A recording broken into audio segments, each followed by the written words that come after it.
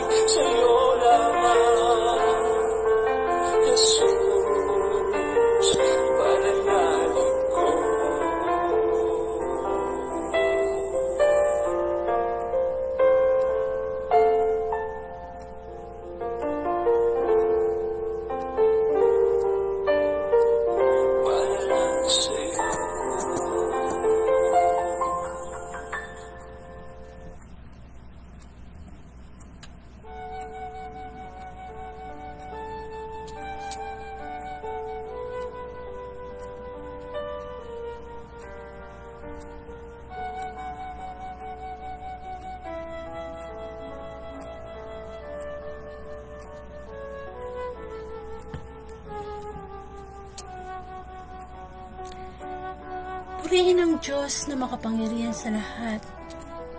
Tayong kanyang mga nilalang ay dapat lamang magpuri, magpasalamat sa araw-araw ng mga biyayang ipinagkakaloob niya sa atin.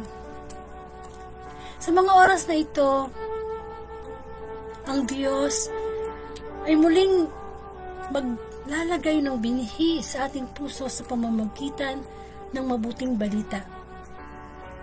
Sana, bago man lang matapos ang araw na ito, ay bigyan natin ng puwang, ng oras, ang mabuting balita sa ating puso, sapagkat ito ang pagkaing espiritual na dapat nating pagkanasain sa bawat araw. Tayo po ay sama-samang magkaisa sa espiritu upang ang binhi ng mabuting balita ay may tanim sa ating puso, may sa buhay, at may bahagi sa iba. Sa ngalan ng Ama at ng Anak na Espiritu Santo. Amen. Purihin ka mong Diyos na makapangyarihan sa lahat. Dakila ka, karapat-dapat kang pasalamatan. Salamat sa habag na patuloy mong ipinagkakaloob sa bawat isa. Na bagamat kami palagi pa rin nagkukulang at nagkakasala sa iyo, walang oras sa iyo, walang relasyon sa iyo, patawad Panginoon. Tayo po'y lumapit sa presensya ng Diyos. Patid natin na kung may isa man o dalawa, higit pa, ang nagkakasama sa pangalan niya, kahit online lang po, nandito ang presensya ng Banal na Espiritu. Nawa sa puso natin ang maging templo ng Espiritu sa oras na ito. Humingi po tayo ng kapatawaran. Ama, muli ang iyong lingkod ay nagpapakumabang humihingi ng kapatawaran sa aking mga pagkukulang, sa aking mga sinabit ikinilos na hindi nakalugod sa iyo. Linisin mo po ang aking puso, nawa ang aking espiritu at espiritu mo ay magkaisa. Gamitin mo po lamang ako bilang instrumento. Ang aking isip, ang aking puso, ang aking tinig ay maging daluyan lamang ng iyong mensahe. Panginoon, bigyan mo po ako ng karunungan katulad kay Solomon. Gayon din po ang kababaang loob na mapaglingkuran ka online na ikaw ang bida sa Facebook Live na ito. Yes, Lord, ang wisdom, ang discernment, at ang mga bunga ng Banal na Espiritu ay pagkaloob mo. Ang iyo bang lingkod ay handang maglingkod sa iyo sa lahat ng panahon, sa lahat ng pagkakataon. Gawin mo akong alipin ng iyong mabuting balita. Gayon din po ang panalangin ko sa makakarinig sa Monday Gospel, Lord.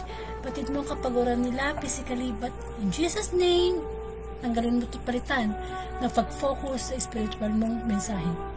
Ang lahat ng ito'y dalangin ko sa iyo, Ama, sa pangalan ng Anak, kaysa ng Espiritu Santo. Amen.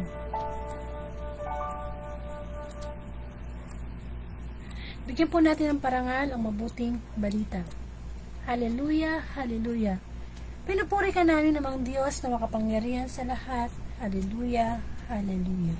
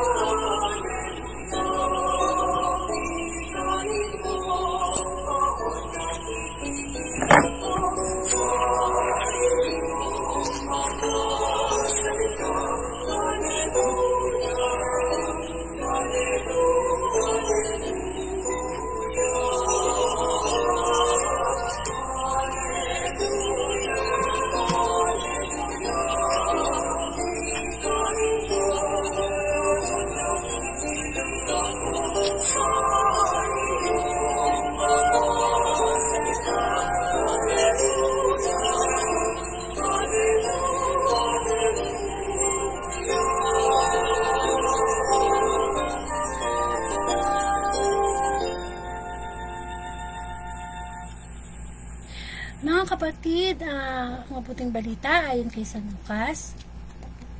Papuri sa iyo, Panginoon. Ang tungkulin ng alipin. Ipalagay natin kayo'y may aliping nag-aararo o nagpapastol kaya ng tupa. Pagkagaling niya sa bukid, sasabihin ba ninyo sa kanya, halika at nang makakain ka na? Hindi. Sa halip ay ganito ang sinasabi ninyo. Ipaganda mo ako ng hapunan, magbihis ka, at silbihan mo ako habang ako'y kumakain. Kumain ka pagkakain ko. Pinasasalamatan ba ang alipin dahil sa ginawa niyang ang inutos sa kanya? Gayon din naman kayo. Kapag nagawa na ninyo ang lahat ng inuutos sa inyo, sabihin ninyo, kami mga aliping walang kabuluhan. Tumupad lamang kami sa aming tungkulin. Sa English version po, a servant's duty. Suppose one of you has a servant who is plowing or looking after the sheep. When he comes in from the field, do you tell him to hurry along and eat his meal? Of course not. Instead, you say to him, get my supper ready, then put on your apron and wait on me while I eat and drink. After that may have your meal. The servant does not deserve thanks for obeying orders, does he? It is the same with you. When you have done all you have been told to do, say, we are ordinary servants. We have only done our duty. Ang mabuting balita ng Panginoon. Pinupuri ka namin, Panginoong Hesukristo. Samayin niyo po ang kapayapaan ng Panginoon. Kung ito'y tinatanggap ninyo, mabuti sapagkat ang kapayapaan pala ng Diyos ay nasa sa inyo ngayon. Kahit na nagdaan po tayo sa buong maghapong kapagurang, pisikal, kung ano mo may mga suliranin na hinarap po natin. Pero sabi nga pagod man ang pisikal nating katawan, meron tayong tinatawag na fighting spirit. Diba? Kumbaga, malakas yung espiritu natin na nakaugnay sa espiritu ng Diyos. So, lumalakas ang ating katawan dahil ang ating espiritu dapat ay higit na malakas kaysa sa katawang lupa. So, welcome po sa Word of God Daily Gospel. At ang ating pong pagninilayang mabuting balita, yung online, live na magbibinhi ang Panginoon, ay ito pong araw na ito, November 14, 2023, Tuesday Gospel. Salamat sa Panginoon, no? November 14. Sana may 15 pa, 16. Hindi natin alam kung kailan babalik ang Panginoon. Pero itong araw na to, sigurado, hindi na to babalik yung same time, same year. So, pasalamat tayo sa Panginoon. Isa sa mga biyaya niya. Na nagpunta ka ng trabaho, nakauwi ka ng safe. Oh, thank you, Lord. So, ang pinasa po natin kanina yung tungkulin ng alipin. Mula kay San Lucas, chapter 17, verses 7 to 10. So, good evening po, Sister Yana, Brother Jerry, Brother Eman. Kumbaga, ito pong gospel na to, pakishare na lang po sa timeline nyo o kaya sa group chat nyo. Sabi nga, ipalaganap ang mabuting balita. So, napakadali through social media. Huwag natin ikahiya. Yeah? Kumbaga, makareceive ka ng message ni Lord, ipasa mo. Sabi nga, i-viral ang mabuting balita. At yan naman ang ginagawa ng Panginoong Jesus nung siya nasa lupa. Binairal niya. So, try po natin mag-Taglish kasi nandito ang ating isa sa mga regular na nakikinig. Si Sister Yana from Switzerland. Tama ba ako? O Canada? Okay. So, ako nga po pala si Sister Angelica, taga Bulacan. And ang Facebook Live na ito ay nagsimula noong August 5, 2019. At sa awa ng Diyos, patuloy pa rin sa tulong niya at habag, naggamitin ang inyong abang lingkod upang maging daluyan, instrumento lang ng mabuting balita. Hindi naman po bababa ang Diyos para siya mag-Facebook Live. Gumagamit po siya ng pastor, ng pare, ng madre, no, para ipadaan, no, kamukha ng mga ginawa niya sa mga pagpili niya sa mga hari, sa mga propeta noon, hanggang sa dumating na nga yung Panginoong Jesus, ginamit niya para ipalaganap ang mabuting balita. Amen. So, ang layunin po ng Facebook Live na ito, yun nga, everyday, isama natin sa 24 hours natin, kahit sandali lang, no? Parang nagmamakaawa pa ang Diyos na sa atin makinig ng salita ng Panginoon. Wag po tayong makontento na tuwing linggo lang po tayo nakikinig ng gospel. Dapat po everyday. Kasi everyday po tayong binibigyan ng Diyos ng pagkakataong kumain ng 3 times a day sa physical nating katawan. Kasi ayaw nating magkasakit, ayaw nating magutom. So how much more pa kaya yung our spirit? Every day, if we don't have the desire to listen to the daily gospel, what will happen to our spirit, to our soul? It will die spiritually. So, napaka-prone natin sa temptation na magdadala sa atin sa sin. Kung hindi bukas yung puso natin. Sabi nga ng Panginoong Jesus, hindi lang sa tinapay nabubuhay ang tao, kundi sa bawat salitang namumutawi mula sa bibig ng Diyos. Ang araw na ito ay biyaya ng Panginoon, nagising ka, nakapagtrabaho ka, nakauwi ka, hindi ba niya deserve? Ayaw mo bang makipag-usap sa Kanya? Gusto mo ba bang makita ang presidente natin? Sino bang gusto mo makita si Miss Universe? Sino ba artista gusto mo makita? Siya ba ang gusto mo makausap, makasama? Ito Diyos na to na naghahanda everyday ng online piging. Napakabait ng Diyos. No? Sino tayo para bigyan niya ng online piging na kahit hindi tayo nagkikita-kita, ginagamit niya ang social media to spread the word of God. Para sa atin yun, pagkain spiritual, maintenance natin, vitamins natin. Kaya tayo nanghihina sa temptation kasi hindi tayo nakakarinig ng salita ng Diyos. So sana magkaroon tayo lagi ng desire. Hindi man tayo makapagbasa ng Bible, mag-umpisa muna tayo sa pakikinig. Sapagkat through listening, dyan nag-i-start ang faith natin. Amen? So, balikan po natin yung ang gospel today. Ayan. Ang tungkulin ng alipin. Amen? So, ano ba munang definition ng alipin? Servant. Siyempre, naglilingkod. Hindi siya yung pinaglilingkuran.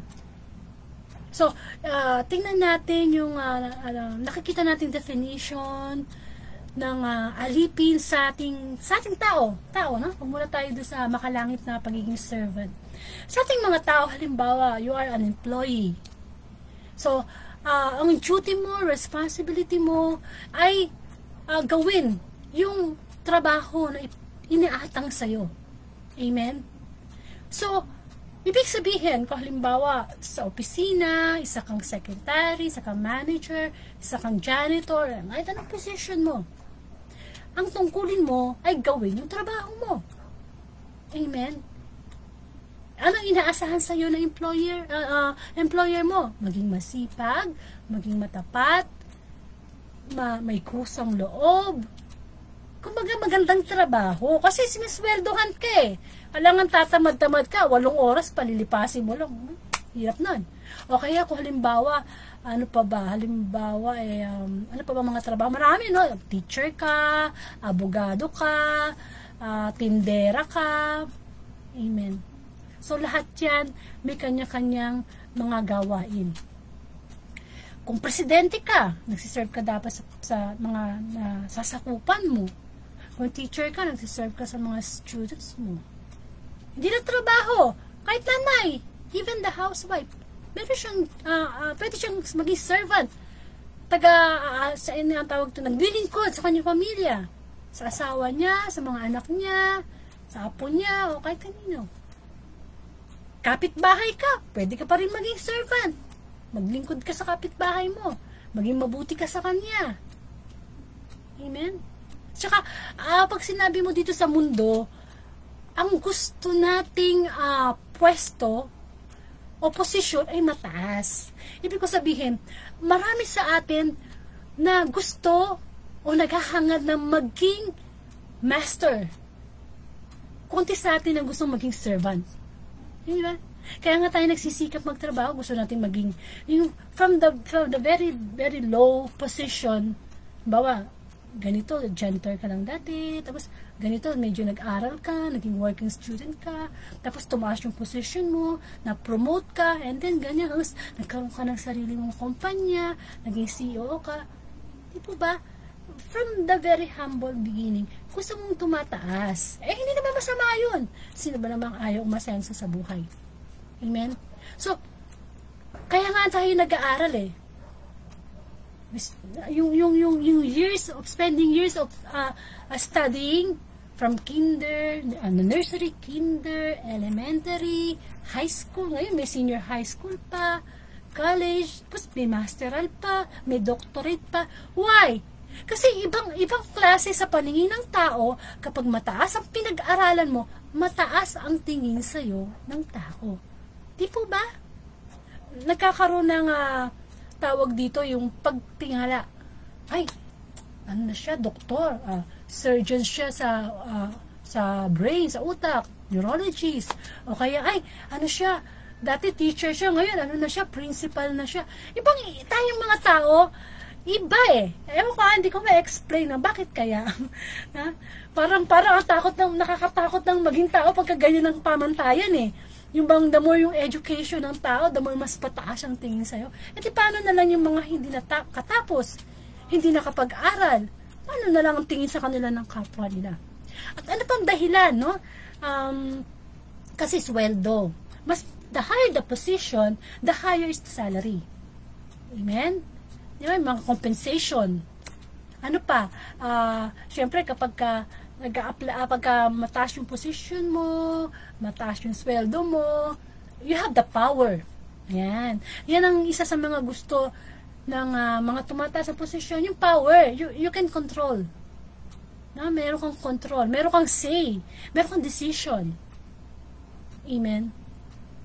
Pero, ito yung mga makikita natin dito sa mundo na gusto, employee, employer, servant, master, o kahit sa sa bahay, kasambahay, meron kang amo, ikaw yung kasambahay, o kaya sa grocery, may may-ari, may mga staff, may mga bagger, may cashier, iba-iba. So, madaling salita, madali nating madedefine kung ano yung kalagayan natin kapag tayo yung namamasukan, tayo yung naglilingkod, at meron tayong pinaglilingkuran. So, alam na natin ganyan ang pamantayan ng society. But, sabi nga dito, nagkwento nagkwento, no? Ang Panginoon, no? Sabi dito, pagkagaling niya sa bukid, sasabihin ba ninyo sa kanya, halika na at makakain ka na? Hindi. Sa halip ay ganito ang sinasabi ninyo. So, ibig sabihin, ang sabi dito, halimbawa daw, no? Sinabi dito sa gospel. Halimbawa, meron kang alipin. Ano, alipin. Halimbawa, galing siya sa pag-aararo o pagpapastol ng mga tupa. So, sa madaling salita, galing siya sa isang mahirap na gawain. Hindi biro ang mag-araro. Maano ka sa araw. Kaya nga siguro maraming gustong makapagtapos ng pag-aaral dahil ayaw maging construction worker. Kasi, may bibid ka sa araw. Amen? Eh, yung pag-aararo, hindi lang araw, pawis. Lubog pa yung paa mo sa putik. Diba? And, kailangan matyaga ka dito. At tiyak, pag uwi mo, for how many long na hours na nagtrabaho ka, tiyak, gutom na gutom ka niyan. Pagod na pagod ka. O kaya yung nagpapastol ng tupa. Hindi rin madali magpastol ng tupa. Amen? So, kung halimbawa ikaw yung boss, tapos nakita mo yung katulong mo, yun nga, galing sa pag-aaral, sasabihin mo ba sa kanya na, lika, sabay ka tayong kumain. Amen? Pero sa gospel, anong sabi? Hindi. Sa halip ganitong sasabihin, no? Nung amo, doon sa alipin niyang pagod na pagod mo maghapon, na hindi man lang niya muna pinagpahinga. Sasabihin niya, halika rito, ipaghanda mo ako ng hapunan. Magbihis ka lang ha. Hindi niya sinasabi, halika, sabay tayo kumain ha. Magbihis ka, siguro baka nababahuan siya sa pawis nung alipin niya dahil syempre galing sa labas At pagkatapos, silbihan mo ako habang kumakain. Bawa, may pagkaboss ito ha. Silbihan mo ako habang kumakain. So siguro habang kumakain siya ng kanin, may ulam, baka mag-uutos pa siya, bigyan mo pa ako ng ganung prutas, paypayan mo pa ako. Hindi ba? Kumbaga, hindi, tapos na yung trabaho niya sa bukid. Pagdating sa bahay, may karuktong pa. No? Hindi man lang pinagpahinga. Okay? So, pinasasalamatan ba ang alipin dahil sa ginawa niya ang utos sa kanya? Amen? So, gayon din naman kayo kapag nagawa na ninyo ang lahat ng inutos sa inyo, sabihin nyo, kami mga aliping walang kabuluhan. Tumupad lamang kami sa aming tungkulin. Alam nyo, maganda rin nakikinig na ganitong mga online na gospel. Kasi, may mga tao talaga na every Sunday lang sila nagsisimba. Which is, syempre, yun naman talaga ang as Catholic, no? Na talagang kasama yan sa 10 utos sa ipangilin mo ang araw ng linggo. Pero, sabi ko nga, hindi dapat Sunday lang. Hindi ka naman Sunday lang binibigyan ng biyaya ng Diyos Dapat everyday nagkakaroon tayo ng pakikinig. Amen? So, yung senaryo, no? Ilagay natin sa isipan natin na gayon na nga, no? Pagod na pagod. Ikaw man lang ang lumagay sa kalagayan ng alipin, no? Diba to? Pagod na pagod ako. Hindi man lang ako inalok ng tubig. Tapos yun agad, pinagbihis lang ako, nababahuan sa akin. Galing ako sa labas, eto na, trabaho na, walang hinto. Ay, kailangan ba sabihin ng amo, thank you ha? Hindi nag-thank you yung amo o yung master. Amen? Pero ang sabi nga nung alipin, kami mga alipin walang kabuluhan. Tungkol lamang kami sa aming tungkulin. Mga kapatid, tayong lahat, ito na, pag-uusapan natin yung spiritual message nitong gospel. Meron tayong tungkulin sa ating Diyos na hindi natin nagagampanan araw-araw. Ang ginagampanan lang po natin, the main responsibilities and duties na perform natin is yung ating responsibilities sa ating family, sa ating wife, children, or parents, or employer, sa sarili, tungkulin maybe sa business, tungkulin sa ibang tao. Sa madaling salita, hindi sa Diyos ang main concern natin sa bawat araw. Nilikha po tayo ng Diyos. God created us not to be only an attorney, an accountant, a teacher, an engineer, an architect, a father, a mother. No. The first job dapat natin is to serve God. Because the first commandment was, love God above all. Eh, siya yung master natin eh. He created the heaven, the sun, the stars. He created us.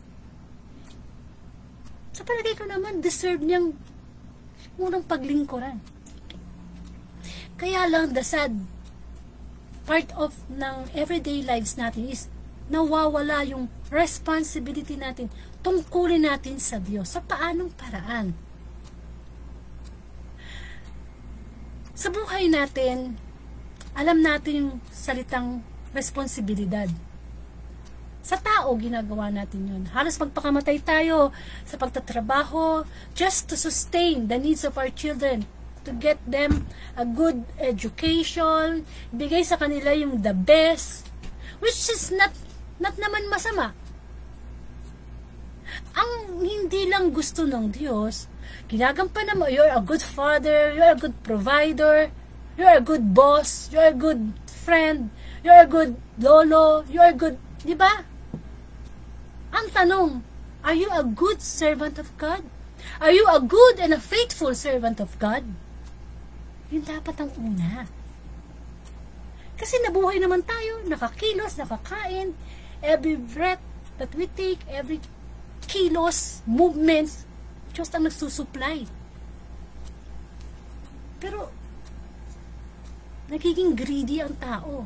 Inaangkin niya na, hindi, I have this job, pinaghirapan ko ito. I have my money, pinaghirapan ko to. I have this, I have that, pinaghirapan ko to. Yung bang pinagkatiwalaan lang tayo ng Diyos, pero inaangkin natin yung pinagkatiwala sa atin. Binibigyan tayo ng tungkulin. Binibigyan kanya ng tungkulin as a father, as a wife, a husband. Pero anong ginagawa natin? May mga asawa na irresponsible. May mga mag-asawa na irresponsible. May mga anak din na ganun. Tayo lahat nagiging irresponsible. O kung responsible ka man, kakalimutan mo ang Diyos. In what way? Na siya ang unahin natin. Na ang kanyang mga utos ang una nating sundin. Amen. Ikaw nga ba pag nag-uutos ka sa anak mo at sasabihin niya, wait lang, di ba nakakainis? Hindi dapat ganun. Dapat pinapalaki natin ang ating mga anak sa aral ng Diyos. It is useless na you will give everything and anything to your child. Good education, magandang bahay, pagkain, lahat, the best. Kung masama naman ang ugali ng bata. Noon lumaking materialistic, na ang bata wala nang ginawa kundi kuno gadgets, na hindi nagdadasal bago kumain, hindi magdadasal bago matulog. Siguro nakikita sa magulang. Amen? Tungkulin natin yan. The first talagang tungkulin natin sa pagpapalaki ng anak ay ipalakihin sila sa aral ng Diyos. Kahit ano pa ang kanilang marating sa buhay, sila pa yung pinaka the best in math, the best in English, first honor, higher honor, high honor, diba yung mga ganun na uso ngayon eh. Highest honor. Kamangmangan yan sa Diyos.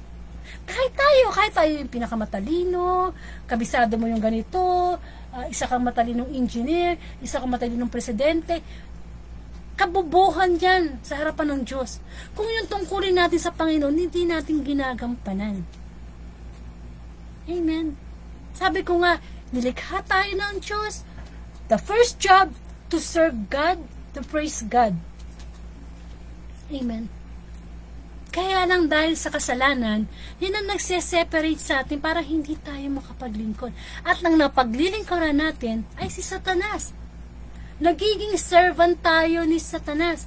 Nagiging servant tayo ng ating mga kasalanan. Nagiging master natin ang ating mga kahinaan. Sa bisyo, sa alak, sa sigarilyo. Would you believe, isang stick ng sigarilyo, nagiging master mo? Hindi mo mapigilan, samantalang sabi ng salita ng Diyos that our body is a temple of the Holy Spirit. Hindi Holy Spirit yung nasa atin Spirit ng usok ng sigarilyo Kung sa maliit pa lang na bagay, isang stick pa lang, hindi mo kayang ihindian Pero pinapipili ka ng Diyos yan. Diyos o isang stick ng sigarilyo?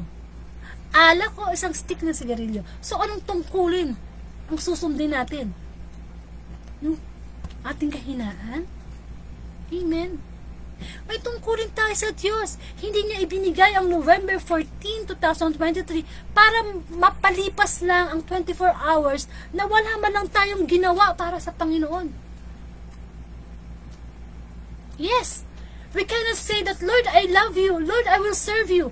Pero sa kapwa mo, masama ugali mo. Sa kapwa mo, nanloloko ka. Sa kapwa mo, nang iisa ka. Nang aapi ka. How can you say that you love God? Eh, hindi mo na nga nakikita ang Diyos eh. Di how much more pa kaya yung kapwa mo na nakita mo na hindi mo minamahal. Amen. Lahat ng nilikha ng Diyos, inutusan tayong mahalin natin. Ang kapwa natin, ang kalikasan, ang mga hayop, ang mga halaman. May mga tungkulin tayo dyan. Sa kalikasan, may tungkulin tayo. Nilikha ng Diyos ang mundo for 6 days. And after that creation, He always say, it was good.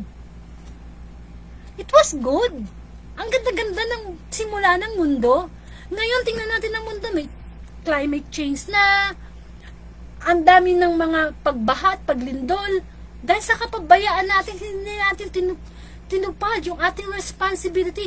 Yung kapirasong candy, plastic, wala tayong tapon dito, tapon doon. Eh, maliit lang naman eh, at saka wala namang nakakita. Ang maliliit, pag pinagsama-sama mo, lumalaki. Ang isang timbang walang laman, patakan mo yan ng magdamag na tubig na patak-patak lang, pagising mo puno na yan. Amen. Ang pagsunod sa tungkulin sa Diyos, nagsisimula yan sa maliit. Kung hindi ka makasunod sa maliit, how can you follow the biggest commandment? Kung sa maliit pa lang na sinasabing, huwag kang kumain ng junk food, kumakain ka, eh paano mo pa masusunod yung utos na magpatawad ka? Eh yung tawag ng katawang lupa mo, talagang sinusunod natin. As a servant of God, the only thing na maitutugon natin sa Diyos ay oo. Ay paulit-ulit ko po sinasabi yan. Kapag sinabi ng Panginoon, huwag kang mangangalunya, opo, period. No comment, no complain. Ang kaso nangyayari po sa atin eh. Huwag kang magnakaw. Eh Lord eh, ano ako ngayon eh. Kapit sa patalim Lord. Kailangan lang. Eh huwag kang mangalunya. Eh Lord eh, hindi kami magkasundo eh. Malay na lang kami. Masyado tayong, para pag mas marunong pa tayo sa Diyos, para ba yung ibinibigay na utos ng Diyos, eh hindi perpekto, para bang makakasama sa atin? Ang tunay na alipin ng Diyos, eh yung sumusunod sa Diyos ng oo lang. Yung bang sinasabi mo sa sarili mo, Lord, not my will, but your will be done. Yan ang perpektong sinabi ng Panginoong Hesukristo. No? Nung siya ay nasa hardin ng Gethsemane, na alam niyang siya ipapako, alam niyang mamamatay sa krus. Anak siya ng Diyos ha, pero nanalangin siya sa Ama, Lord, alam ko mangyayari sa akin to, Father, pero hayaan mong mangyari yung kalooban mo, hindi yung kalooban ko. Sana ganyan tayo lahat. Sana all. Na ang alipin kasi, sabi nga ng Panginoong Hesus, hindi karapat-dapat na maging alipin ko yung mga taong mas mahal nila ang kanilang sariling buhay, ang mas mahal nila ang kanilang pamilya, nanay, asawa, anak, yung hindi nagpapasa ng sariling krus. Hindi ko yung pwedeng maging alipin. Kasi, ang pagsiserve kay Jesus Christ o sa God is a big opportunity. Daig mo pa yung yung natanggap ka sa trabaho na bilang project engineer, bilang presidente, daig pa yan. Kasi ang mga benepisyo ng mga yan, pera lang. Pero ang bina-offer ni Lord, buhay na walang hanggan, na hindi kaya bigyan ng pera. At kapag naglingkod ka sa Panginoon, hindi lang material ang payayabungin niya sa'yo, kundi yung spiritual nating kayamanan. Kaya masarap maglingkod sa Diyos. Kasi may natatanggap ka na hindi natatanggap na iba. At hindi lang yun. Natatanggap mo na yung spiritual bayad sa'yo ni Lord, reward sa'yo ni Lord, which is yung peace of mind, the love, the joy, the fruit of the Holy Spirit, the wisdom. Actually, dapat isinasama niyo yan sa panalangin niyo. Na Lord, dagdagan mo po yung aking self-control, dagdagan niyo po yung aking pag-ibig sa aking kapwa, dagdagan niyo po ako ng karunungan. At isa sa mga karunungan na ibinibigay sa atin ng Diyos ay yung paggawa ng mabuti sa ating kapwa na walang hinihintay na kapalit. Kasi wala mang makakita sa atin, meron tayong spiritual CCTV. Amen? Hindi ka mukha nung batas ng tao na bawal magtapon ng basura, bawal tumawid. Bawal kung walang nakakakita. Ay kung may nakakakita pala. Pero pag walang nakakita, di ba, ginagawa natin yun. Sabi ko nga, napaka-discipline nating Pilipino pag sa ibang bansa sunod Pero pag dito, binapabayaan natin na sumuway tayo sa mga tungkulin natin bilang mga Pilipino. May tungkulin tayong bilang mga Pilipino sa ating gobyerno, at ang gobyerno meron din silang tungkulin sa atin. Ang tanong, nagagawa ba natin? Kung hindi natin nagagawa, paano pa natin magagawa ang tungkulin natin sa Diyos? Kung yung simpleng huwag kang magtapo ng basura, yung simpleng segregation ng basura, hindi natin magawa. Paano pa natin masisegregate yung mabuti at masama sa ating buhay? Amen? Kaya nga dito sa kwento parang makikita mo, parang ang sungit nung nung amo, parang walang habag. Parang tawag dito yung ano ba yan, di man lang naawa, pagod na yung kakaararo di man lang yayain kumain. At, hindi ba? Hindi. Kaya nga di ba, ang salita ng Diyos, minsan hindi yan literal Hindi yan literal. Kaya kung minsan, nililiteral ng iba, hindi yan literal. Hindi, halimbawa, huwag kayo sumamba sa Diyos-Diyosan. Kapag niliteral mo yan, talagang Diyos-Diyosan ang mga santo ng Katoliko. Pero kapatid, nire-remind lang sa atin ng Diyos. Hindi pa tayo spirito. Tao pa tayo. Kailangan natin may makita na something na magpapaalala sa atin. Halimbawa, rebulto ni San Lorenzo Ruiz, rebulto ni Mama Mary. Pagpapaalala lang yan ng mga kabutihang ginawa nila, mga pagsunod na ginawa nila, pagtupad ng kanilang tungkulin as a servant, as a good and faithful servant. Never na sinasamba ang Mama Mary or whatever. Ano lang yan gawa lang yan sa bato, gawa yan sa kahoy. Hindi ba? Sa palagay mo ba, nung gumaling yung babaeng dinudugo for almost how many years, sabi niya kay Jesus Christ, mahawakan ko lang yung dulo ng iyong damit, gagaling na ako. Hindi ba nahawakan niya yung dulo ng damit? Gumaling siya. Sa palagay mo ba gumaling yung babae dahil hawakan niya yung damit? Hindi. Yun ang nagre-represent ng faith niya kay Lord. Na kapag gumagaling tayo, hindi yun dahil sa nagpunas tayo ng paanong na sereno, o hindi dahil sa ganito, hindi. Because of our faith. Kasi tao pa tayo Diba? Pag sa bahay, sa wallet mo, kapag merong picture ng family mo, it reminds mo, ay, ito yung pamilya ko. Lalo kay FW ka. Ang mahal mo ba yung picture? Hindi. Yung nasa picture. Amen. Yan yung mga tungkulin natin dapat natin ipagtanggol.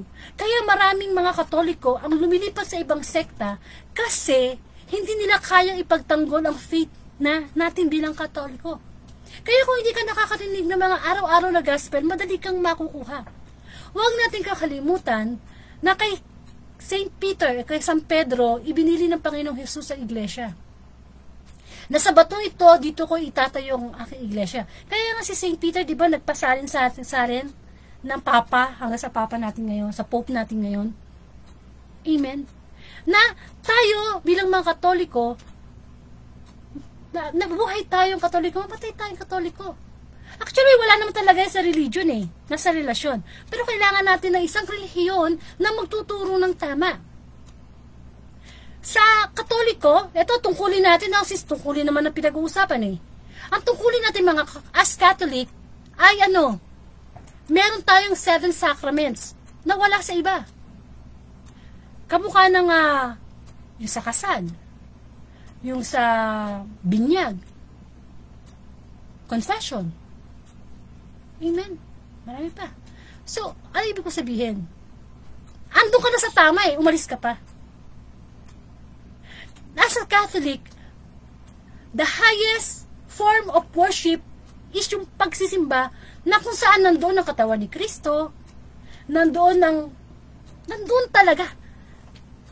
Kasi pag hindi ka nagsimba at hindi mo nakamit yung katawan ni Kristo, yung Eucharist, yung confession, seven sacrament, naliligaw ka ng landas.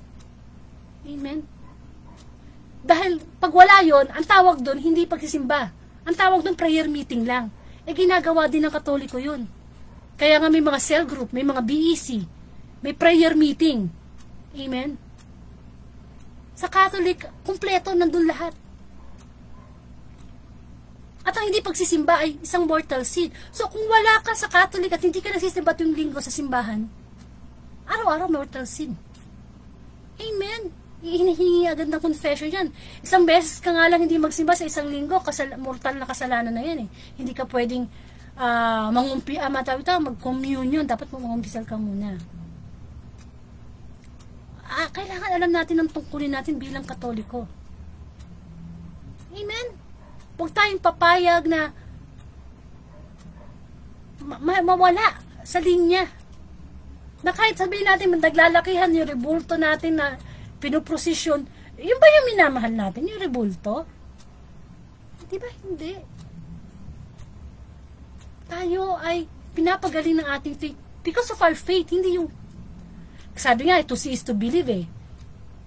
Pero sabi nga ni Jesus Christ kay Thomas, naniniwala ka na ngayon kasi nakita mo. Mas papalad yung mga naniniwala kahit hindi nila nakita. Amen? May tungkulin tayo. At baka nakakalimutan na natin yung tungkulin natin. Amen? Hindi naman lahat ng nagsasabi ng Panginoon ay papasok sa langit, kundi yung lang sumusunod sa kalooban ng Diyos. At ano bang basihan natin? Ng faith natin, Bible. So, ibig sabihin, pag hindi pala nakasulat doon sa Bible, hindi utos yun ng Diyos. Anyways, ano yung sinabi ng Panginoong Jesus kay Pedro, na sinabi niya, ano man ang ipahintulot mo dito sa lupa ay ipahintulot sa langit. At kung ano man ipahintulot sa langit ay ipahintulot sa lupa. Sa dami ng utos, baka hindi lang isang Bible ang mapuno eh. Di po ba? Kaya dapat tungkulin natin na ipagtanggol kung ano yung meron pa tayo.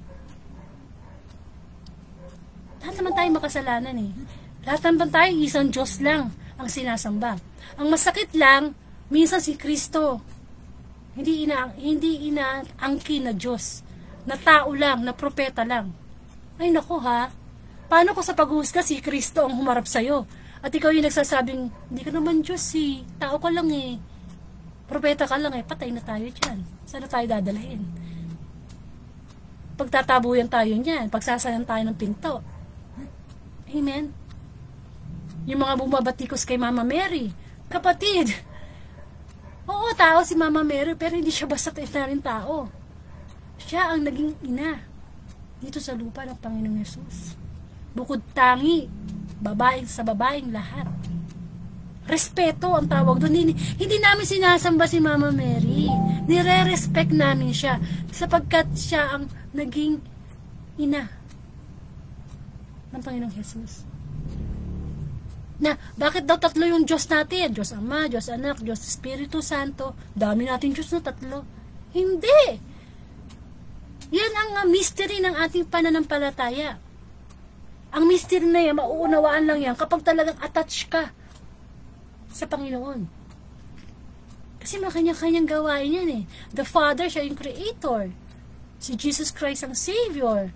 The Holy Spirit yung Sanctifier, ang naggagabay sa atin, di ba?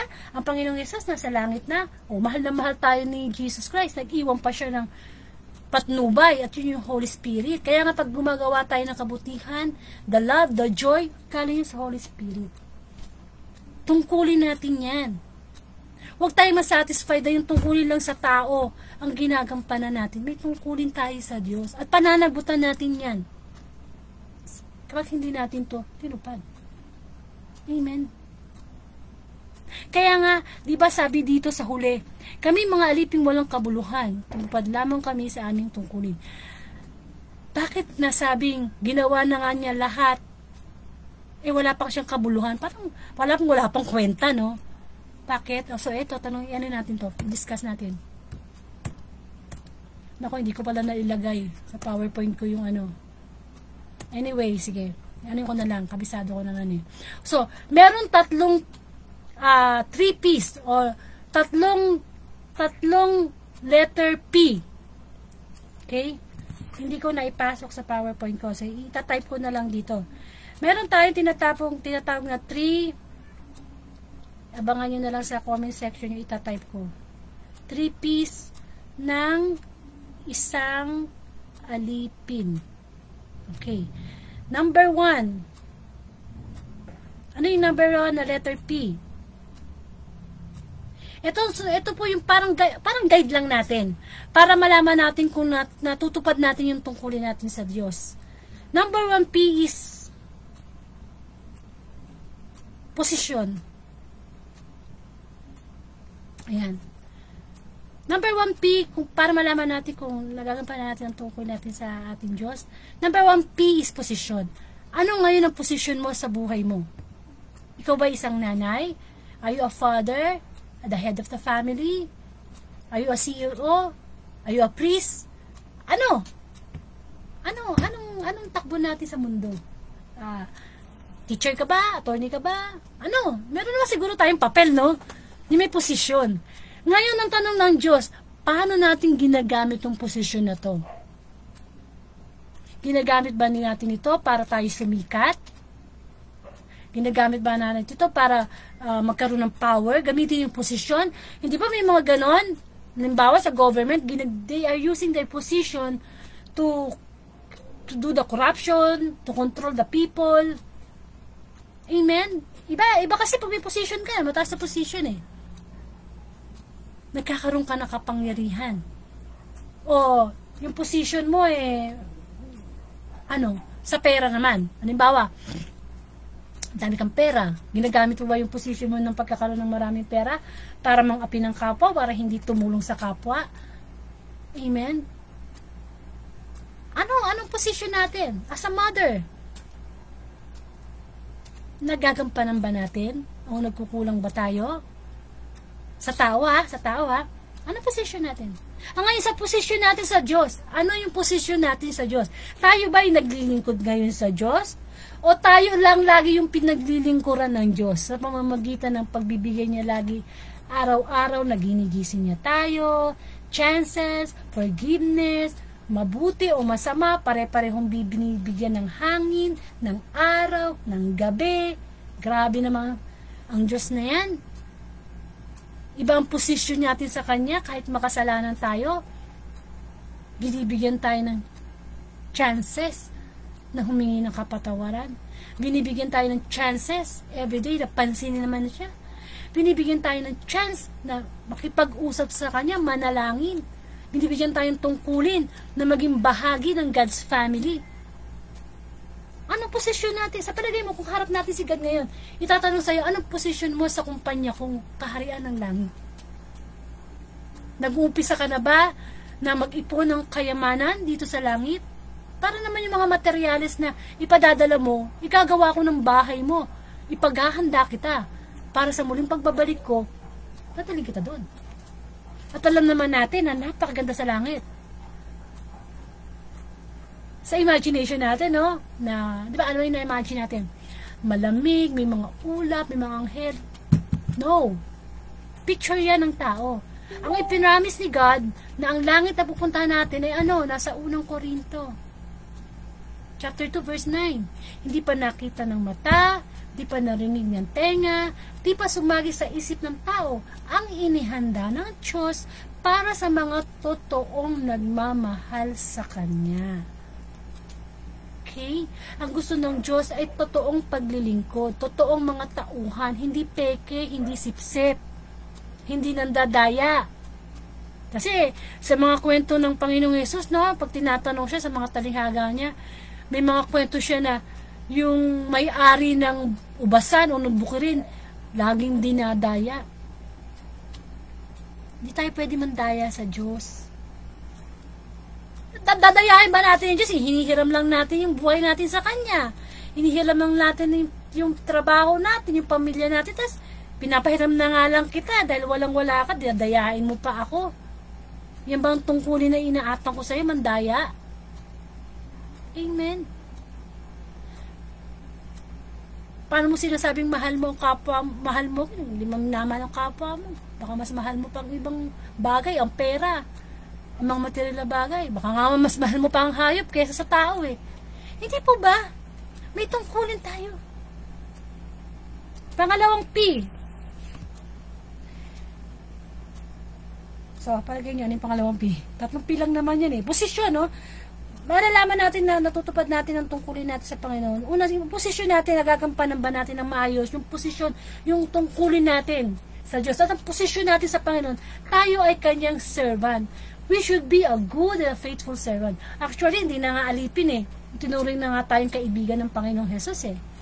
Na kung ano man ang ibinigay ng Ama sa anak, ibinibigay din ng anak sa atin. Kung binigyan ng Ama ang anak ng buhay na walang hanggan, biro mo ang Panginoong Jesus, isinishare niya yung buhay na walang hanggan sa atin. Kung binigyan ng Ama ang anak ng kapangyarihang magpagaling, kapangyarihang lumapit sa Diyos, binibigay din sa atin. Kailangan lang natin sumunod kasi. Amen? So, ano yung pangalawang P? Okay. Pagsunod. Pagsunod. Yan. Ngayon, alam mo na ang posisyon mo sa harapan ng Diyos na tayo ay dapat na sumusunod sa Kanya. Sumusunod nga ba tayo? Parang natandaan ko yung kwento ng binatang mayaman. Sabi ng binatang mayaman kay Jesus, alam nyo, nasunod ko na po yung 10 utos ng Diyos. Kasi mabait itong binatang mayaman.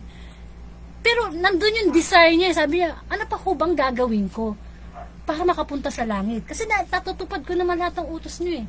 Anong sabi ng Panginoong Jesus? Benta mo lahat ng kayamanan mo. Sumunod ka sa akin. Nalungkot yung binata. Kasi yung yaman-yaman niya, tapos ibibenta niya lahat para lang maging servant ni Jesus Christ. Pwede naman siya mag-serve kahit mayaman siya eh. Pwede niya gamitin yung pera niya para tumulong sa kapwa eh. Anong ibig sabihin nun? Kahit anong meron tayo sa buhay natin, kayamanan, pamilya, kahit ano, ikaw na yung pinakamayaman sa lahat. Kaya mo bang iwanan lahat yan? Kapalit ang Diyos. Pagsunod. Na kahit hirap na hirap kang iwasan yung sigarilyo na yan, hindi mo na yan gagamitin kasi sumusunod ka na ngayon sa kalooban ng Diyos.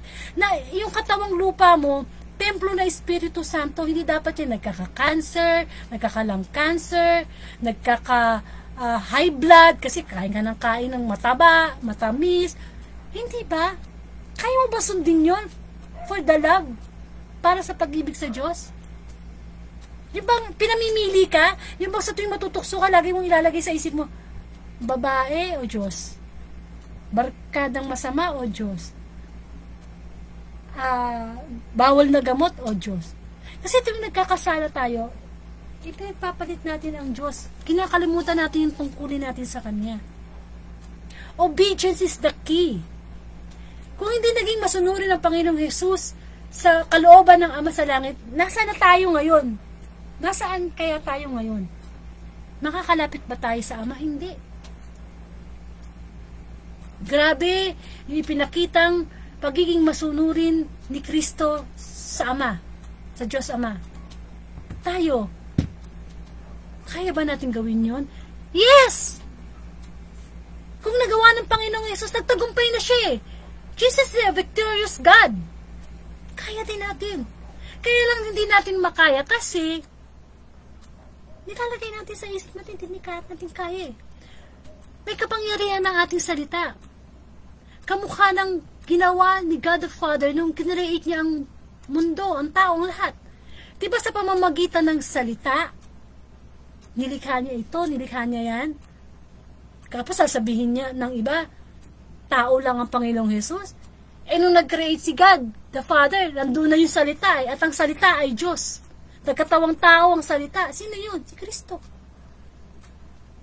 Kaya huwag nating mamalitin. Ang Panginoong Hesus, siya ang nag-alay ng buhay. Siya lang ang pwedeng mag-alay ng buhay para sa ating mga kasalanan. Amen? Yung pagsunod. Kasi, hindi ka naman lugi. Hindi ka naman lugi pag sumunod sa Panginoon eh. Akala mo lang lugi ka. Halimbawa, minura ka ng kapwa mo.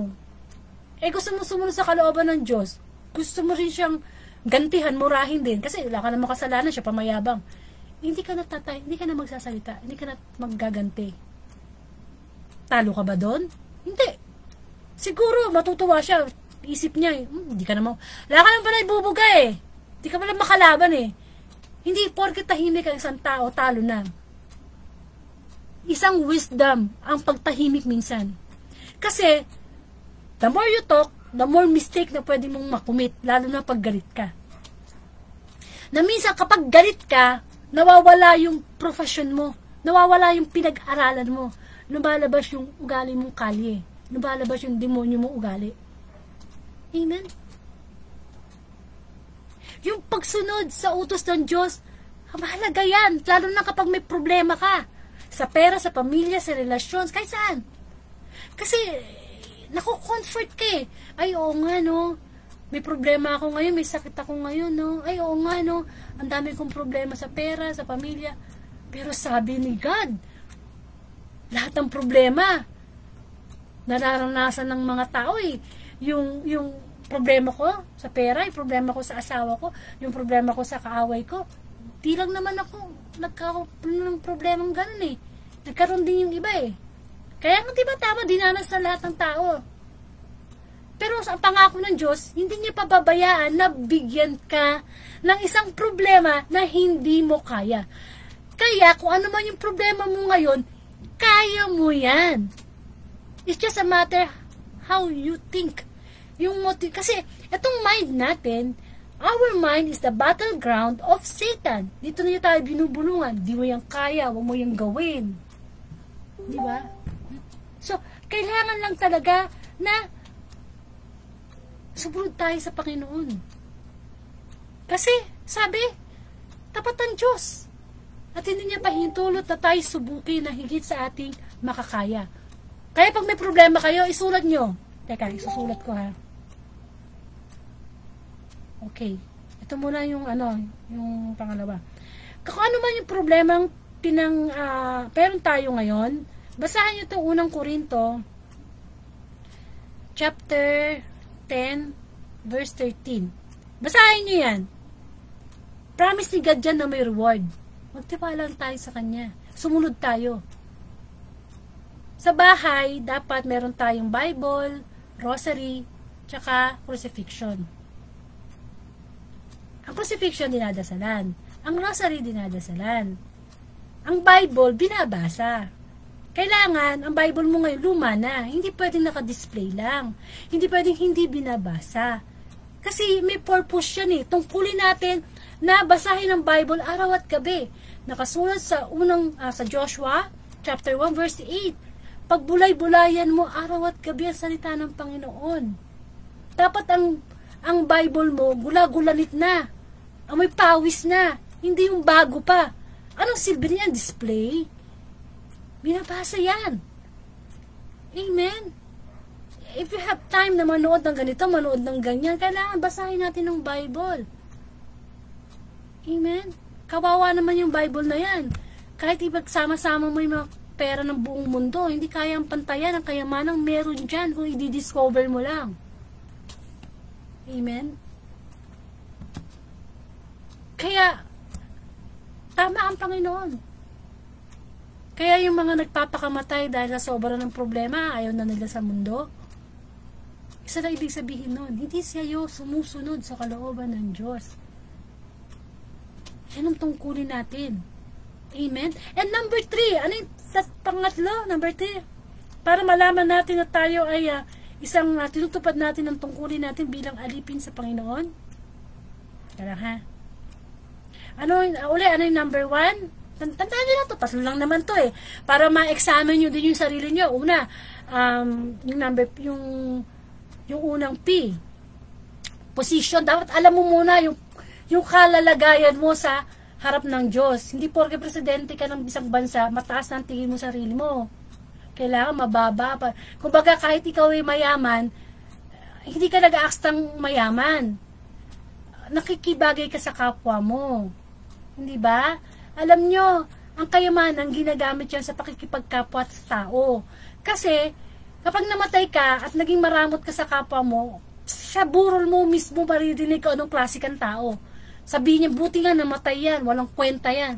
Eh kahit mahirap ka, pero ang yaman mo naman sa pakikisama, sa mabuting gawa, ang daming pupunta sa burol mo, makikiramay sa'yo, maghahatid sa'yo sa huling hantungan, kasi yung taong yan, mabuti yan.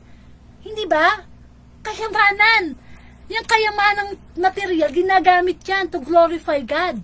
Kasi mawala man yung mga bagay dito sa mundo, yung kayamanang hindi na uubos sa langit, dahil sa pagtupad natin sa tungkulin natin, yun ang sweldo natin na mga naglilingkod as a servant of God.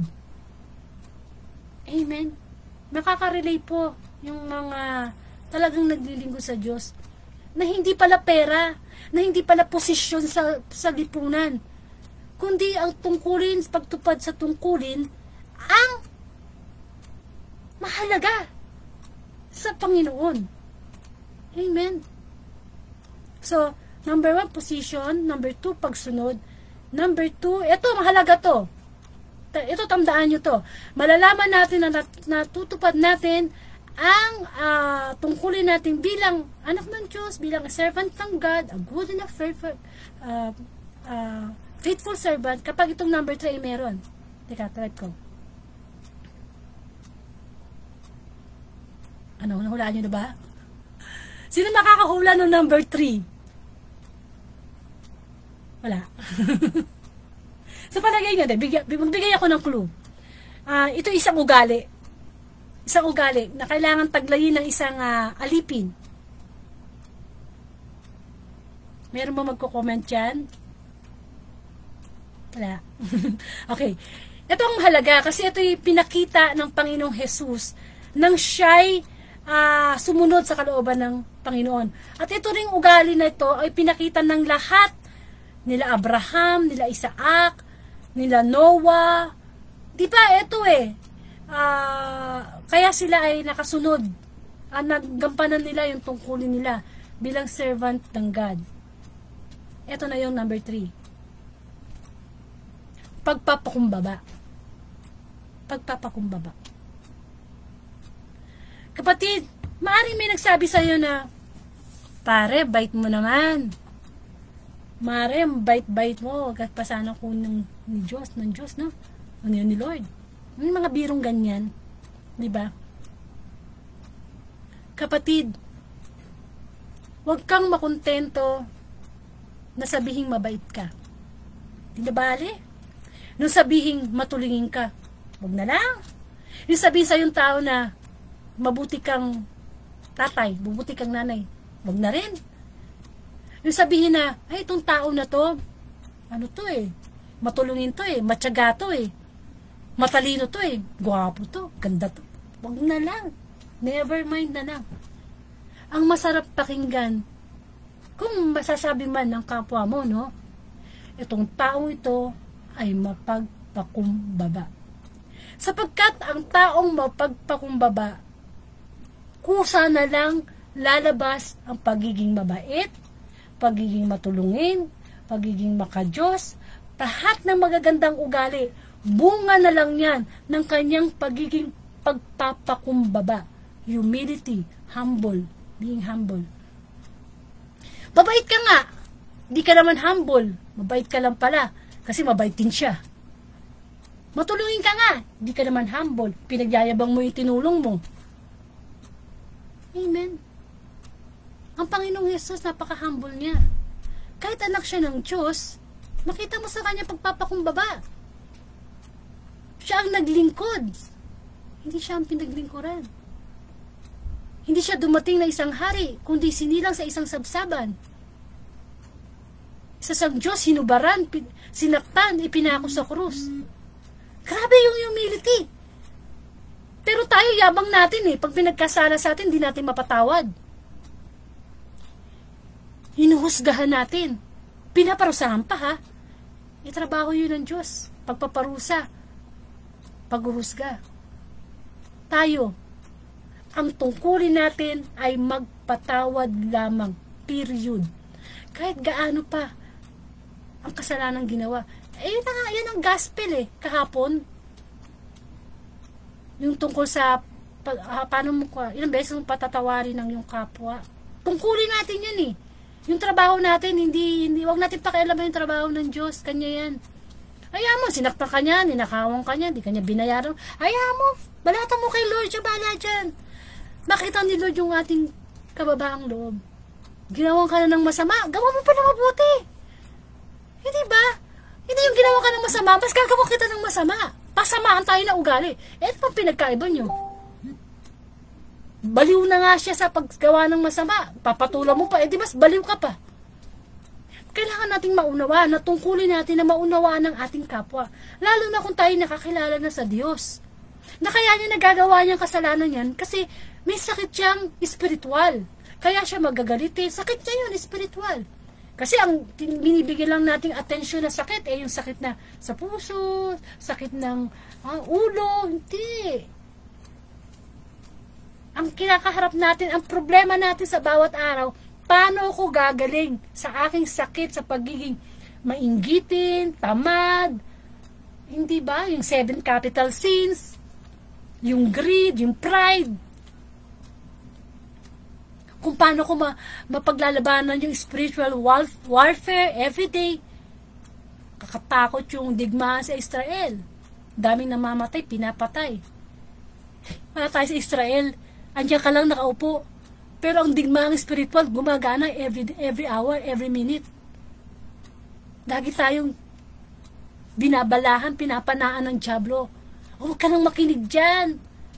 Salita yan ng Diyos, halika rito, spend your time na lang dito sa kakwenta niya, yung hindi nag-glorify. Tinatanggalan tayo ng tungkulin ng dyablo. Amen. Yung pagiging humble, importante yan.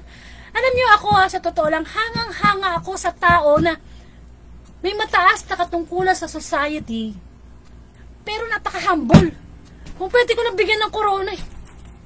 Yung bang tipong matalino, mayaman, may impluwensya sa lipunan, pero pagkasama mo parang barkada mo lang na kung ano yung kakainin mo. Kakainin niya, kung ano yung kakainin mo.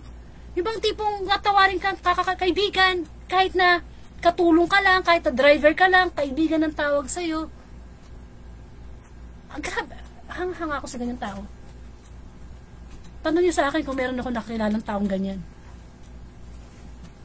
Meron. Kasi ko sasabihin ko sino. Hangang-hanga ako. Kasi kita-kita akong nag-glorify ang Diyos sa kanya. Pero mo, pwede naman siya mang-api ng kapwa. Pwede naman siya mang-maliit. Pero hindi. Ginawa na siya ng masama. Wala siyang ginawa kung di gawa pa rin ng mabuti. Amen. May ganun pa ng tao. At nakikita ko sa kanya si Kristo. Kasi, para sa kanya, gagampanan ko ang tungkulin ko no matter what. Amen. So, kung tayo ngayon ay naglilingkod na sa Diyos, kung preacher ka, gampanan mo ng maayos. Kasi, it doesn't mean naman na pari ka o kung ano man ang posisyon mo sa church nyo, sa langit ka na. Hanggat hindi pa tayo nakakarinig sa Diyos na, welcome to my kingdom. You are my good and faithful servant. Come. Makisalo ka sa akin kagalakan. Yun ang masasabi natin. Sa wakas, finally, sa langit na ako. Kasi, hanggang buhay tayo, pwede tayong magbago. Pwede tayong, di ba, mag-backslide. Kaya kailangan patuloy tayo eh. Everyday, patuloy tayong maglingkod sa Diyos eh. Tungkulin natin yan. Actually, hindi na nga dapat tungkulin eh. Kapag talagang mahal mo na ang Diyos, hindi na dapat tungkulin ng tawag dyan eh. Pagmamahal. Love of God. Hindi na siya tungkulin kasi yung tungkulin, kailangan mong gawin eh. Yung love hindi eh. Kahit hindi iutos sa'yo, gagawin mo eh. Because you love God. Yung out of love na, yung hindi na inuutos ng Diyos, ginagawa mo pa. Kasi mahal mo yung pinaglilingkuran mo. Amen? Parang mga nanay. Gagawin nila lahat para sa anak. Kahit isakripisyo ang buhay. Buong buhay mo na iaalay mo sa anak mo, sa asawa mo. Hindi pa deserve ni God. Nagampanan mo ang tungkulin mo sa Kanya. Because you love God above all. Naku, naalala ko tuloy yung kantang above all. Naiiyak ako pagka narinig ko yun kasi ang ganda ng lyrics. Paano ka? Tugtugin ko mamaya, Yun ang ating closing song. Pag pinakinig ko sa inyo yun, pakinggan yung mabuti yung lyrics. Napakaganda. Tsaka yung I See You Lord ni Isay Sigera, maganda din. Kasi ito yung mga tungkulin ng alipin na nakikita natin ang Diyos sa panahon ng pagsubok eh. Hindi lang sa panahon ng tagumpay. Hindi lang sa panahon, nakikita natin ang Diyos hindi lang sa panahon ng kaligayahan, kundi sa lungkot. Yung bang sa above all naman, na kanta, ang message naman yung kinaya ni Kristo ang lahat para lang sa atin. Basta mamaya, maganda yun, paka-closing prayer ko yun, So, yun nga po, ano yung tatlo para malaman natin na tayo ay tumutupad sa tungkulin bilang alipin ng ating Panginoon? Una, tayo po, ano yung unang P? Posisyon, kakalagayan natin sa harap ng Panginoon. Tayo ba'y naglilingkod sa Kanya na may kababaang loob? Hindi porke lay minister ka, pari ka sa simbahan, mataas na yung tingin mo sa sarili mo? No. Naglilingkod huwag natin gamitin ng posisyon na yan. Kahit ano pang posisyon mo. Pinaglilingkuran natin ng Diyos. Makita sa atin si Kristo sa buhay natin. Na kahit hindi ka magsalita, sa kilos mo pa lang, kitang-kita na ang Panginoon. Pangalawa, pagsunod. Importante. Obedience is the key. Pag lagi ka sumusunod sa Diyos ng walang question, just say, yes, Lord. Yun na yun. Yun na yun. At pangatlo, syempre, hindi mo magagawa yung makita yung position mo sa harap ng Diyos, hindi ka magkakaroon ng pagsunod sa Diyos, kung hindi mababa ang iyong kalooban. Imagine ang yaman-yaman tao, tapos makita mo, nagpapahayag ng salita ng Diyos sa public places. Kaya mo ba yon? Hindi.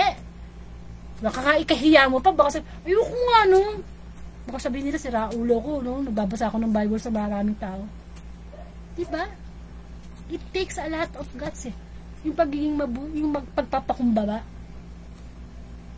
na kaya mo ipagmalaki. Kasi kapag hindi natin ikinakahiya si Kristo sa tao, hindi rin tayo kahihiya ni Kristo sa harap ng Ama. Pero kung hiyang-hiya tayong i-share tong gospel na to, kahit lakasan mo na lang ang volume para makarinig yung mga kasama mo sa bahay, o kaya i-post mo sa timeline mo, o kaya sa group chat nyo, hiyang-hiya tayo, hindi tayo tumutupad sa tungkulin natin na yung Great Commission. Ano yung Great Commission? Mateo chapter 29 verse 19. Kung gayon, ipalaganap nyo, humayo kayo at ipalaganap ang mabuting balita sa lahat ng tao sa buong bansa at bautismuhan sila sa ngalan ng Ama at ng Anak at ng Espiritu Santo. O biro mo, araw-araw hindi mo natutupad yun? Hindi mo na-share ang gospel, utos ng Panginoong Hesus yun? At mismo ang Panginoong Hesus, araw-araw ginagawa niya yun. Umaakit siya sa bundok, tumatawid siya sa kabilang ibayan, sumasakay ng bangka, just to proclaim the Word of God. Tayo, i-share na natin dipindot, di pa natin magawa Pero pag masama yung loob natin, nakapost, tapos naghihintay ng mga simpatiya ng mga FB friends. Amen? Ang dami nating tungkulin hindi ginaganap sa ating Diyos. At yun ay isang malaking kahihiyan. Hanggat buhay tayo, ang laki ng chance na ibinibigay sa atin ng Diyos. Kasi sayang naman, Lagi ko sinasabi, Ang pagsisisi ay nasa huli. Kung ang pagsisisi ay nasa una, wala nang magkakamali. Kaya itong mga ganitong gawain, nagkakaroon ng opening. Hindi lang yung open, o yung binubuksan yung isipan natin eh. Yung ating espiritu, binubuksan. Kasi patay ang pananampalatayang walang gawa. Amen. Kailangan lang natin ng pagtitiis. Isang pagtitiis na ang dulo naman ay buhay na walang hanggan. Amen. Napakabuti ng Panginoon. Kaya kung ano man ang ginagawa natin, diba? Kasi nga dapat, Colossus chapter 3 verse 23. Teka, type ko ulit. Sabi po sa Colossus chapter 3, ay, naku, nawala ba yan? Ay, teka, nawala ako. Napindot ko yung chapter 3 verse 23. Ang sabi po doon, ano man ang iyong ginagawa, gawin mo na parang hindi ka sa tao naglilingkod, kundi sa Diyos. Gawin mo ng magaan sa iyong kalooban. Amen? Yun pala ang sikreto. Lahat ng ginagawa mo, isipin mo kay Lord mo hinahandog. Naglalaba ka, nagluluto ka, nag-aalaga ka. Ay, kay Lord pala eh. Hindi gawin ko rin the best. Eh kung iniisip mo lang, masungit yung boss ko, nakawan ko nga yan pag hindi ako nakikita. Diba? Sino na nakawan mo? Ang Justin eh. Kanya yun eh. Yung pinagkakatiwala sa boss mo eh. Ang ating tungkulin sa Panginoon, dapat ang mag-lead ay pag-ibig. Pag-ibig. Kasi pag hindi pag-ibig, bara-barabay na lang yan. Amen. Sa tulong ng Panginoon, sa awa ng Panginoon. August 5, 2019, pinagmamalaki ko siya. Itong Facebook na to glorify Him. Paghahandaan, bibigyan ng oras. Kasi sa kanya ko to inaalay eh. Sinusunod ko yung kanyang pag-gospel through Facebook Live. Kasi gusto ko rin i-share sa inyo yung kabutihan ng Diyos sa akin. Pagamat, syempre, hindi naman perfecto buhay ko. Meron din akong mga pagsubok. Pero wala na. Yung pagsubok na lang. Yung parang test na lang na alam mo na yung sagot. Yung peace of mind na ibibigay sa'yo ng Diyos, unlimited na eh. No? Minsan man, matukso ka, maano ka, pero madali mo na siya na-overcome. Because, alam mo na yung tungkulin mo eh. Alam mo na yung dapat mong gawin eh. May kapangyarihan ang salita ng Panginoon. Maniwala kayo. Diba, Sister Yana? May kapangyarihan ang salita ng Diyos, diba ba? Taga Switzerland si Sister. There is a power in every gospel, in every word of God. Nagkakaroon ng kapangyarihan ang salita ng Diyos kapag ito'y inaangkin natin at isinasabuhay natin at ibinabahagi natin sa iba. Nawawala ng kapangyarihan ito. Parang para kang, sabi nga sa Bible, para kang kamukha yan, nakinig ka ng mabuting balita. Pag ito hindi mo sineryoso, para ka lang humarap sa salamin, nakita mo yung sarili mo, pag alis mo, nakalimutan mo na kung ano itsura mo. Ganun. Pero, kung nakinig kang mabuti, para kayong yung magsasaka na binhihan, ay yung nagbinhi, nagsaboy ng binhi, na nahulog yung binhi sa matabang lupa, nagbunga. O baka naman pasok lang sa kanan, labas sa kaliwa yung mensahe ng Lord. Sayang naman. Amen. Sayang naman. So, magandang gabi, Brother Jerry. O yan na, naalala ko yun. Nagpakita ka sa akin, Brother Jerry, ha? Yan, i-invite kita ngayong week na to.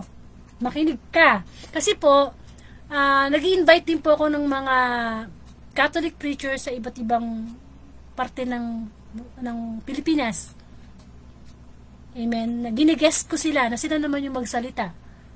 Magbigay ng reflection sa gospel. So, si Brother Jerry, ipapasok ko siya ngayong week. Martes na ngayon, no? Oh.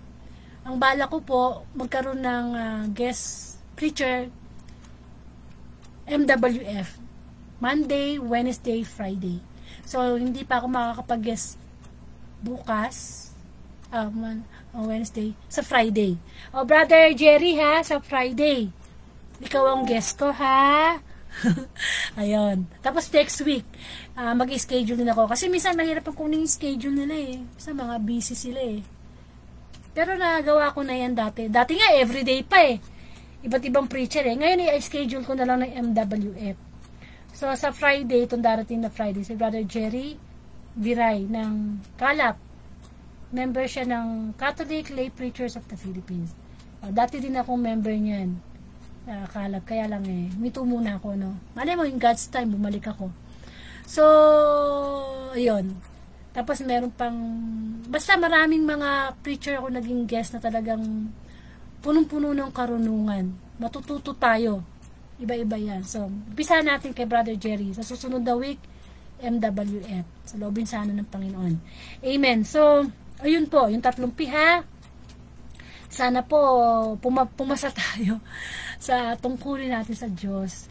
At hindi po tayo malulugi, no? Hindi, never. Hindi, walang katungkulan na gagampanin natin sa Diyos na lugi tayo. Ang ganda ng offer niya. Grand prize. Buhay na walang hanggan. Pagpapalit po ba yung sa grand prize ng kotse, a brand new house, 10 million? No. Yan ang pangarapin natin sa buhay natin. Paano ako makakapunta sa langit? Yan ang problemahin natin sa buhay natin. Paano ako makakapunta sa langit? Masyado tayong nalilibang sa mundo na ito. Lahat ng bagay na kinababaliwan natin, iwanan din natin yan. Nasa last page na tayo ng Bible. Anytime Jesus will come, are we ready? Amen. Karoon po tayo ng closing prayer.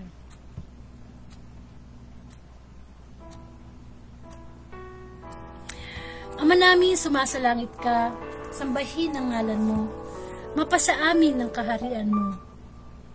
Sundin ang loob mo dito sa lupa para nasa langit. Bigyan mo kami ng aming kakanin sa araw-araw at patawarin mo kami sa aming mga sala para ng pagpapatawad namin sa nagkakasala sa amin. Huwag mo po kaming pahintulot sa tukso, kaya diyan mo po kami sa lahat ng masama. Muli, Ama, maraming salamat sa mensahe mo. Pinapaalala mo naman sa amin ang aming mga tungkulin na hindi namin nagagampanan. Ang unay, ika'y paglingkuran. Panalangin para sa pamilya ni Sister Yana, Brother Ed, Sister Lucy, Brother Jerry, Sister Cecil, Sister Julie, Sister Belen, at lahat po ng mga tao na patuloy mong binibigyan ng pagkakataon makalapit sa iyo, Lord. Ipalala mo sa amin ang tungkulin na dapat naming ialay sa iyo. Isang tungkuling may pag-ibig. Isang tungkuling ginaganap dahil mahal ka. Isang tungkuling ibibigay sa iyo ang di ka the best dahil ikaw ang Diyos na napakabuti. Lord, maraming pong salamat. Kasalanan kami, pero patuloy mo pa rin kami hinihintay na magbalik loob sa iyo, maglingkod sa iyo. Maging karapat dapat sana ang aming mga paglilingkod. Una sa iyo, na magbubunga ng paglingkod sa aming kapwa. Lord, I pray na ang Facebook Live na ito ay pagpalain mo. Nabagampanan ko ang tungkulin ko bilang tagapagpahayag online. Bigyan mo po ako ng karunungan, discernment, fruit of the Holy Spirit. Pagkaloob mo po sa akin ang mga bagay at tungkulin na kapangyarihan sa pangalan ni Jesus. Gayon din, Lord, dalangin ko ang buong mundo. Mga nakalimot na, kinalimutan ka na. Nawawaramdaman nila na ikaw ay lagi nandyan. Patuloy na gumaganap ng iyong tungkulin sa aming mga makasalanan. Nawa mapansin ka na namin hanggat may pagkakataon pa. sa lahat ng mga sakit. In Jesus' name, kagalingan sa pangalan ni Jesus. Ang lahat ng dalangin ko sa iyo, Ama, sa pangalan ng Anak, kaysa ng Espiritu Santo. Amen.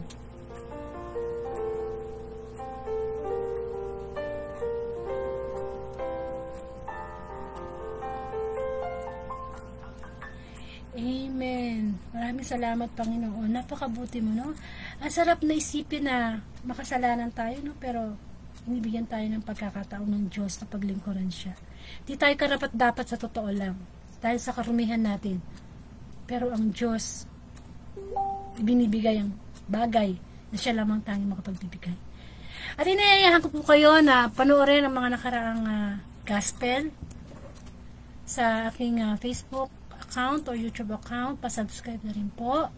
At kung gusto nyo magpasama sa closing prayer, Thanksgiving, pwede nyo po akong i-PM. Sama ko po kayo sa group chat namin.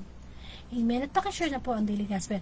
At kamukha lang sinabi ko kanina, pakinggan nyo po itong kanta ng pagpapakita, ng pagmamahal ng Diyos. Dapat lang natin suklian ng pagtupad sa kanyang sa pagsunod sa kanyang mga utos. Okay? Yung above all. Pakinggan nyo yung yung lyrics. Damdamin nyo. Kung gusto nyo makinig kayo, nakapikit yung mata nyo. Basta maganda yung lyrics. Amen?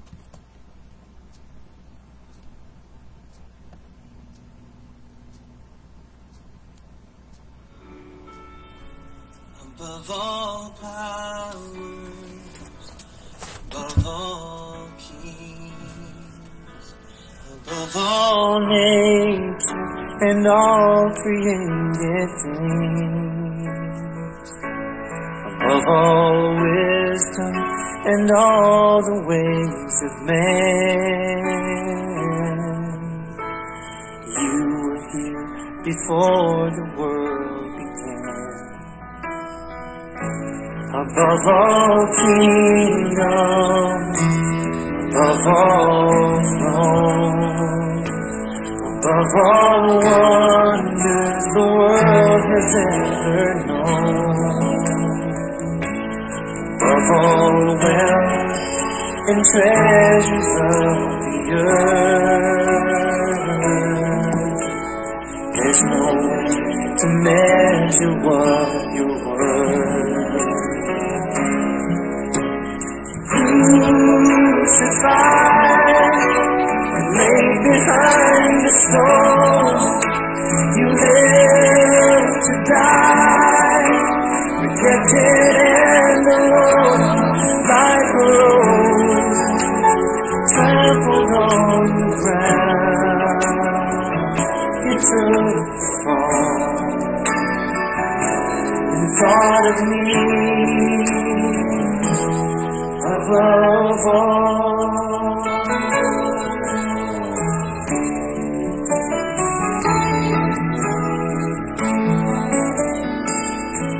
Above all powers, above all kings, above all nature and all created things, above all wisdom and all the ways of man, you were here before the world began. Above all kingdoms, above all thrones, above all wonders the world has ever known, above all wealth and treasures of the earth, there's no way to measure what you're worth. Crucified, laid behind the stone, you lived to die, rejected and alone, like a rose trampled on the ground. You took the fall and thought of me above all. Oh, you were crucified and laid behind the stone. You lived to die, rejected and alone, like a rose trampled on the ground. You took the fall and thought of me above all, like a rose trampled on the ground. You took the fall and thought of me above all.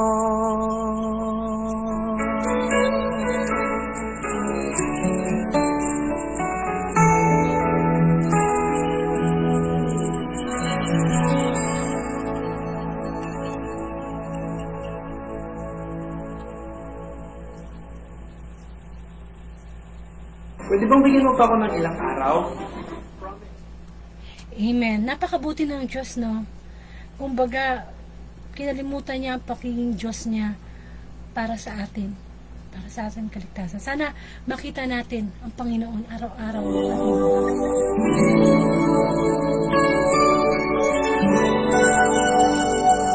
I'm so glad, my Lord, I can see you in all the lovely things so fine and true. I see you in the beauty of the flowers and the rain. I see you between the lines, all the sweet refrain. I'm so blessed, my Lord, I can see you, even when I'm lonely and in pain. I see you in the beauty of the stars at night. I see you in my life, I feel alright. I see you, Lord, in sorrow and in happiness. I see you in the glory of sweet success. I see you, Lord, every hour, every day. I can see you, Lord, whenever I pray.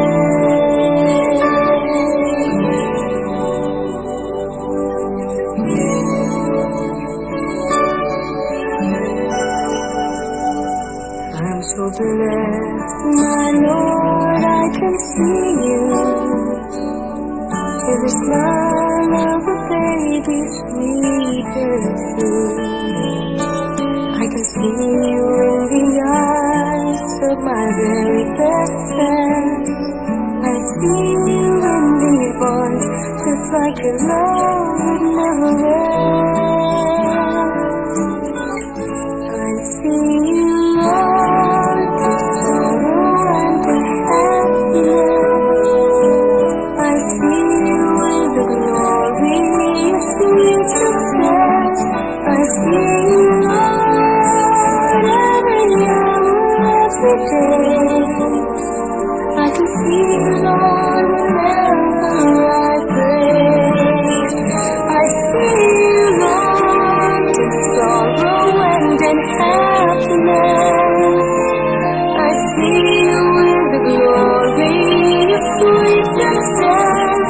I see you, Lord, every hour, every day.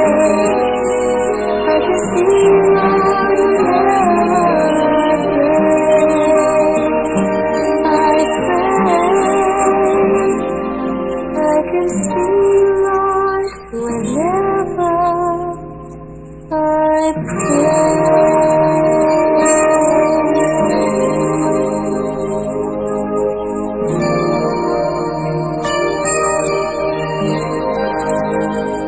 I see you, Lord. Kamukha nga ng ng kantang I See You Lord, makikita lang talaga natin ang presensya ng Diyos kapag tayo totoong naglingkod sa Kanya.